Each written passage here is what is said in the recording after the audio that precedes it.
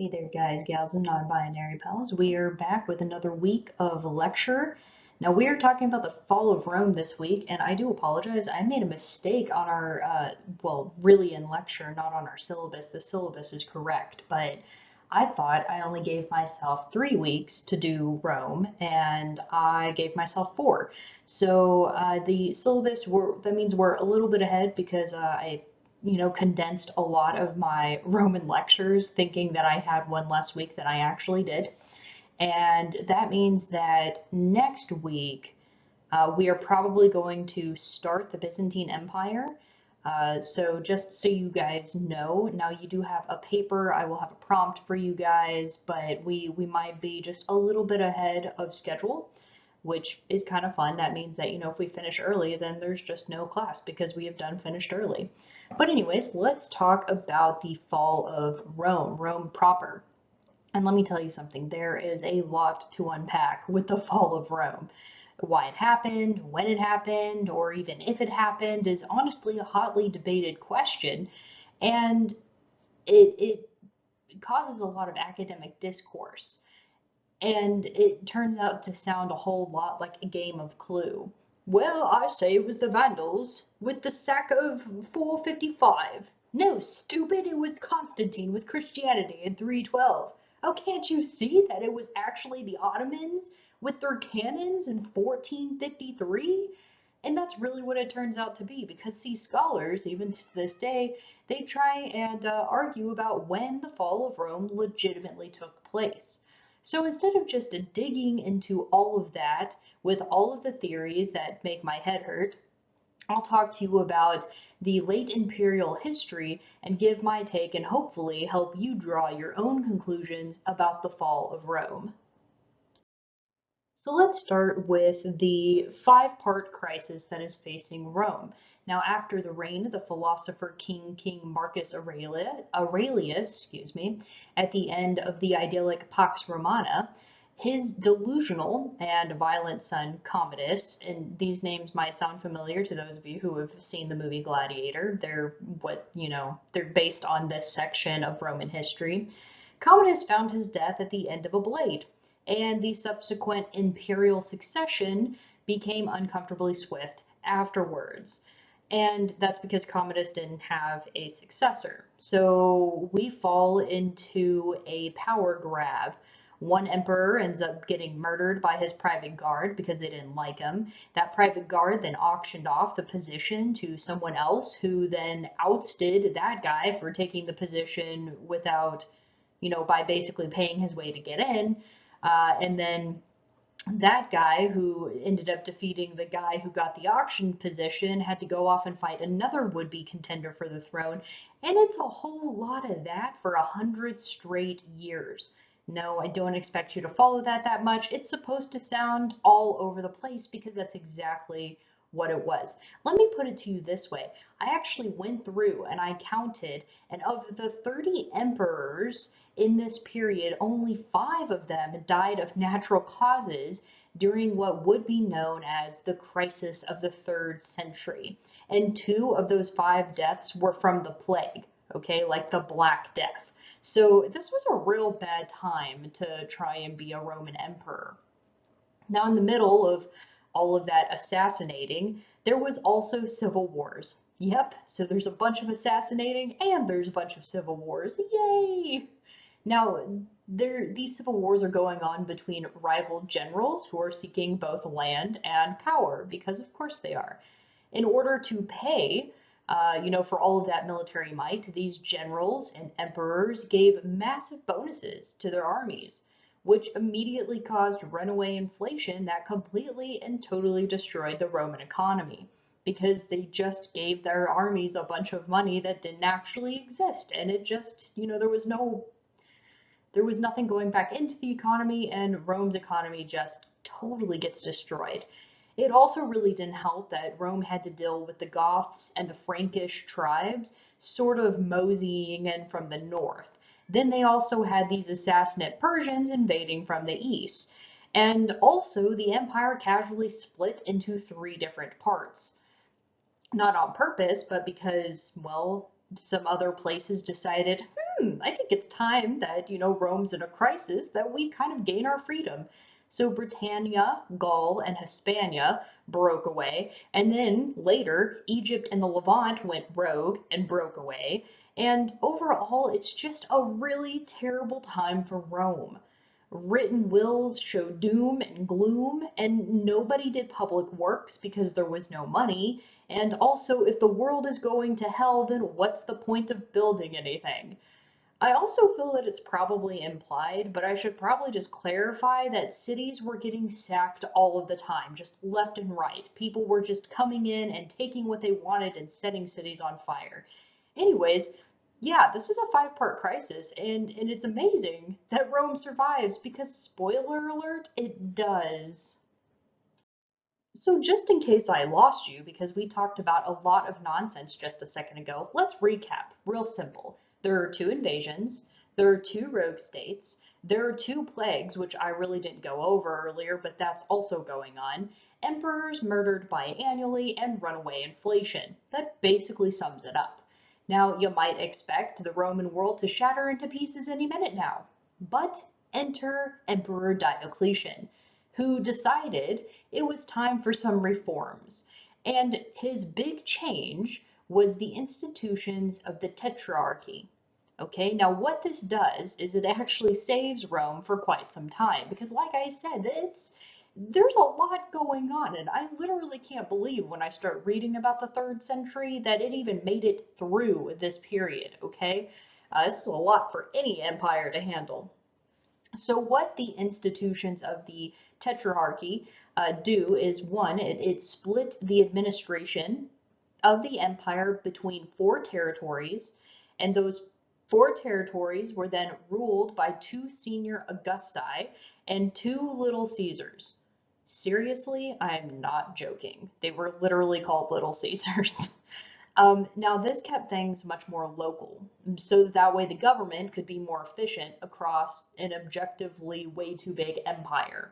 Okay, so the whole premise behind the tetrarchy is that you now have more localized government, right? Because the empire is just too damn big at this point for one person to effectively run it. So what Diocletian does is he separates it into four big territories, installs what are essentially, two main guys, and then smaller territories are then, ruled by the two little Caesars. And that's how it was supposed to work. So that way, you could effectively run this gigantic empire. Now, some of his reforms were a lot less effective than he would have hoped, kind of like his murder more Christians reform, which didn't go too well. But, the man's a mixed bag for sure. There's no perfect politician. Now, Diocletian, he eventually retired. Yeah, that's right. I said he retired from being emperor, okay? And this is in 305. He decides to retire and go be a farmer. That would actually be hilarious if it wasn't a culturally monumental gesture to relinquish power after a crisis and return home like many of the early Republican heroes did. But also, like, come on, what a power move. Who just retires from being emperor? Like, that's so boss. And Diocletian did it. He was just like, yep, I'm going to retire now. And he just leaves the throne and goes and becomes a farmer. It's crazy. Anyways, one thing that Diocletian didn't really count on was that in his absence, the Augusti and the Caesars would immediately start fighting civil wars with each other. What a shocking twist. How could this have happened? We never saw this coming. Civil wars for a power grab? What? Now, one of these Augusti, the Western Augustus to be exact, his name was Constantine, and he is going to conquer his rivals. Now, what happens next is exactly what you would expect. In the fight for control of Italy and North Africa, he received a vision from an angel telling him to paint the symbol of Christ onto his army's shields. Now, this may sound a bit crazy, but hang in there with me. If it's the fate of the empire, okay, like if the fate of the empire rests on your shoulders and you're in the business of saying no to angels, then you probably shouldn't be emperor anyways. Okay, so he gets this vision from an angel who says, hey, paint the symbol of Christ onto your army shields. And even though that sounds a little bit crazy, I mean, he's like, well, if that's going to cost me victory, then okie dokie, why not? So he got a paintbrush and he took what Bob Ross said about creating your own world a little too literally. And he paints the, Christ's symbol on his army shield, and he literally wins the Battle of Milivin Bridge in 312. Okay, and he clocks this up to the fact that they painted Christ's symbol on their shields because the angel said, if you paint the symbol here, then you're going to win this campaign, and he did. Now, it's unclear at this point whether or not Constantine fully converted to Christianity himself, but whatever the case, he was convinced enough that he actually legalized Christianity throughout the empire in 313, so just a year later, with the Edict of Milan. And this was a really big deal because it ended nearly 300 years of persecution for Christians. And the way he did this was through the classical Roman trick of something called synchronization. Syncretism. Syncretism. God, I'm sorry. I'm having a hard time today. Syncretism. My mouth doesn't want to work. Now, what syncretism is it's basically taking the gods of one pantheon and the gods of a conquered place and kind of like mixing them together to get like gods who, are essentially in the same realm, and then you just like combine them and they become kind of like the same god. And this meant that basically what he did is he connected Jesus to the Roman solar deity in a lot of commemorative iconography. Okay, so he takes Jesus and he like puts him rubbing shoulders with Jupiter for like a solid century, and everyone was just cool about it because Jesus is now a part of the Roman pantheon.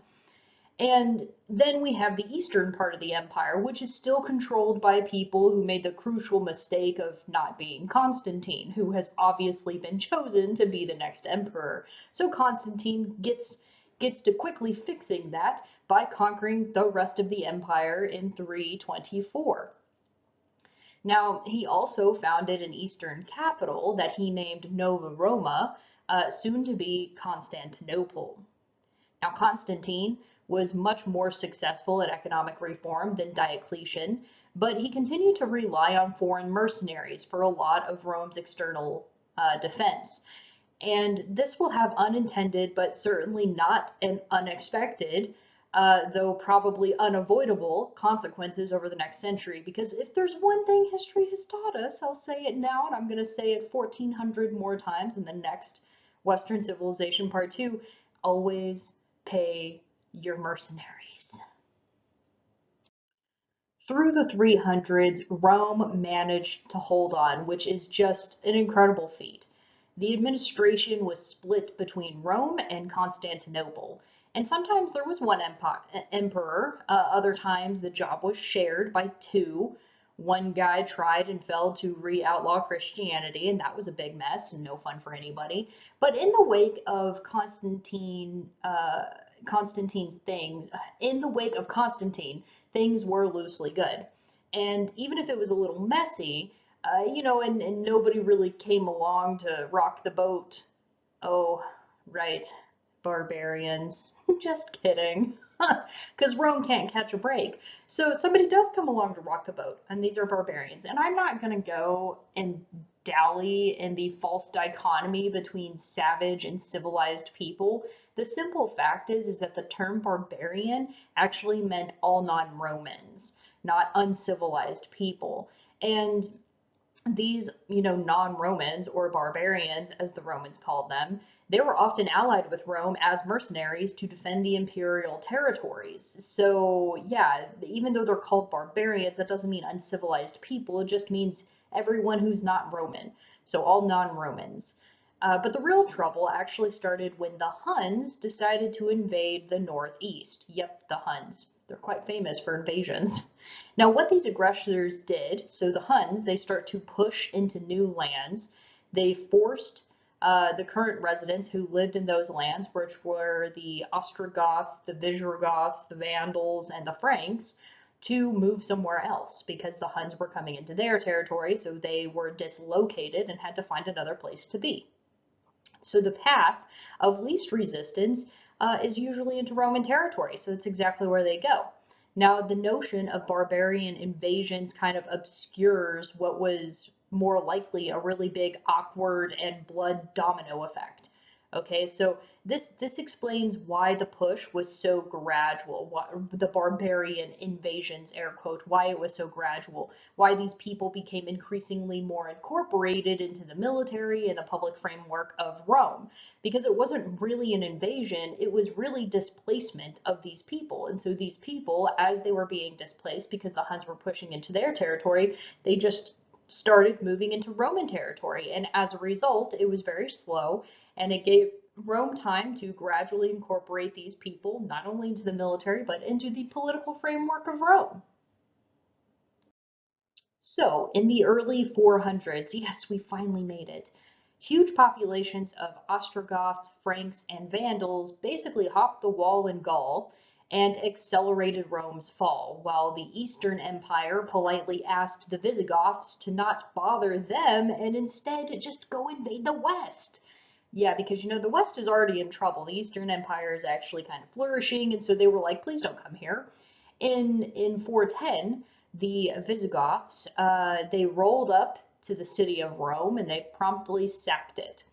And this is what we historians like to call an oh shit moment. Yeah, that's the official terminology for it. The damage to Rome was actually minimal, but the notion that the ancient capital was now in striking different distance of outsiders was frankly terrifying. I mean, foreign adversaries aren't supposed to be able to just march into Rome. I mean, only disgruntled Roman generals are allowed to do that. Come on, people, traditions, they're important. So, in the following decades, Western territory slowly fell away as barbarian tribes converted Roman provinces into their own kingdoms. And this is where we start to see the breakup of the Western Roman Empire. And by far the scariest of these, right, the scariest of these moments was the Huns, and they sat right on top of the barbarian food chain as people who were non-Romans. They arrived on Rome's doorstep in 452 and were hell-bent on conquering the whole empire. So here's where things get a little crazy, and you have to remember that, a lot of ancient history is also based in legend. So, and in the similar way that Constantine was, shown by an angel to paint the cross on his shield and then they win, that might actually be legend, but we just kind of accept it as part of history. And in this instance, right, with the Huns knocking on Rome's door, they decide that Pope Leo III is going to try and go talk to the Hun leader, who at the time was Attila the Hun. And he rides out to meet the Hun leader Attila, and somehow he persuaded Attila with either one, his words, or two, the well-timing apparition of a couple archangels, or three, he simply jingled some golden coins to not kindly not destroy our empire. Thank you very much, much please. And so it's one of those three things. Either Pope Leo used his words and persuaded Attila to leave. He either, or there were a couple archangels that showed up and said, yo, Attila, get out of here. And Attila was like, whoop, I'm not messing with that about. Or, the Pope basically bribed him and said, hey, we'll give you all of this money if you please don't come sack our empire. One of those three. To everyone's surprise, Attila was convinced somehow through one of those three ways and withdrew his campaign to go get married, and then he instantly died. Whew, timing. Now, it may have looked like Rome was saved, but it's never wise to count chickens before they hatch, because someone might steal your eggs and hunt them back at you. Enter the Vandals in 455, who gave Rome a proper sacking this time, and it was like really, really bad. Okay, this is why the word vandalism literally exists bad. Okay, the Vandals are the reason why we have the word vandalism, which means to destroy stuff, right? Because the Vandals go in and they just sack Rome. Many of the big ticket monuments like the Colosseum and the Pantheon were spared just simply because of their sheer size and the difficulty in destroying them. But countless smaller buildings got looted and knackered, and there were a lot of people who got murdered, and it was just a really bad time to be in Rome.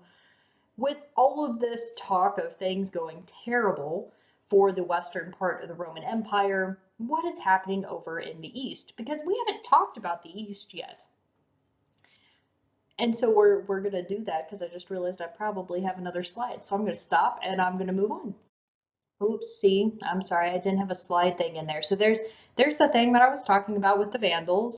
Hold on though, where was that? Oh, it's right here. I'm gonna go ahead and add that to my lecture so I don't do that again. I apologize to all of you. Okay, so that's basically what I just said about the Vandals vandalizing Rome. Not a good time for them. So what's going on in the East? Well, we have Emperor Theodosius, and he left it in his will that his two sons would each inherit half of the Roman Empire. By doing so, he basically sawed the Roman Empire in half, which doesn't sound too terrible because, now, the Roman Empire is east and west. And then it would be, ideally better to manage. But hold on, we'll get there. By doing so, okay, by giving both of his sons one half of the Roman Empire, he sawed the Roman Empire in half. He also outlawed paganism. He mandated Christianity as Rome's official religion. And that's a big can of worms that Constantine would have been very upset by, but, we'll just stick to the easy stuff like imperial geopolitics.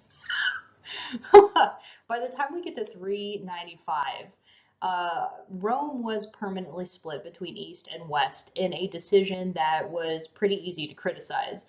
This completely left the West for dead because it was poorer, it was less urbanized, and it had a less stable food source than the eastern part of the empire, because the eastern part had Egypt, which was located in the eastern part of the empire and had a far, it just grew more food. Not only that, but the Western Empire also had a far longer border to defend.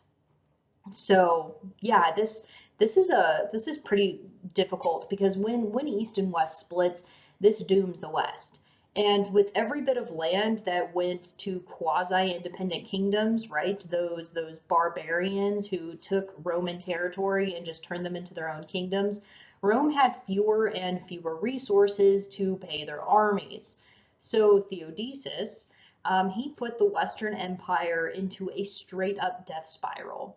And this is about the time that you would hope for a strong, Diocletian or Constantine type empire to show up in the West and turn things around, because that is exactly how it's supposed to happen, right? Right? That's going to happen this time, right? Oh no. This is definitely the end. All right, so in less than a century, the Roman Empire had gone from this map on the left, the map of 394 AD, to this map on the right in 475 AD. Okay, this is what the empire now looks like. It's the end. Yep, so how about we just call it, okay? So the Western Roman Empire is just crumbling around everything. And the kings of Ottokar, which is a barbarian tribe, they end up going into Italy and they conquer Italy. They get to Rome and they oppose the then 16-year-old emperor who is sitting on the Roman Empire, and the on Rome's throne. I'm sorry.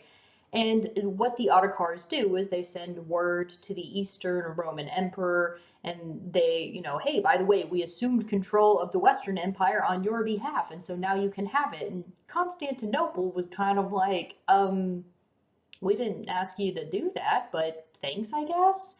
And the Ottokars responded with, you're welcome. And with that, the Western Roman Empire had been replaced with a series of Frankish and Gothic kingdoms, and Italy was ruled by non-Romans for the first time in 700 years. And this is a really big deal This is really the end of the Western Roman Empire as we know it. But the East is still going really strong, and it's going to continue to thrive for at least another 1,000 years. That's a really big deal. Now, some scholars like to argue that the fall of at least Western Rome didn't really change all that much, and in fact, it was just the opening act of a more vibrant medieval world. So basically, what they're saying is that with the collapse of Rome, you get what will eventually be modern Europe, okay? Because that's what happens. And that's an argument that you can certainly make, but in point of fact, the entity that was the Roman Empire collapsed like the Republic before it. And personally, I think that it's irresponsible to speak of an entire millennium spanning states based in the city of Rome and pretend that it didn't just go poof, because it absolutely did.